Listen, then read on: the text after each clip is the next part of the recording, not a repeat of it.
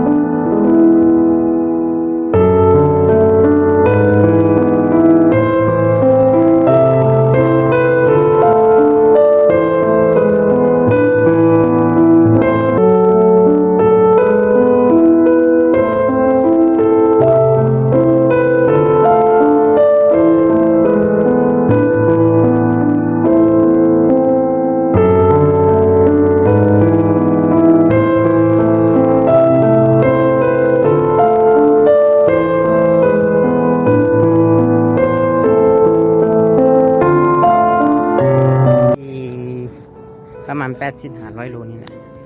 เป่านี่นับเด้อเดี๋ยวเป่านี่นะนี่เครื่องประไว้เอาไปเลยบ้านนี้กระบาลหลังจากที่เขาเนี่ยก็จะเดียวอันนี้เนาะยังได้เป่าเดียวเนาะแล้วก็ใส่อันใส่กาว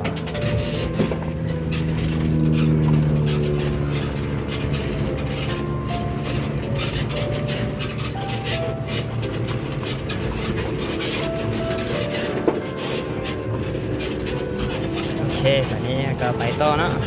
ตอนนี้เด็ดตอนนี้แหละ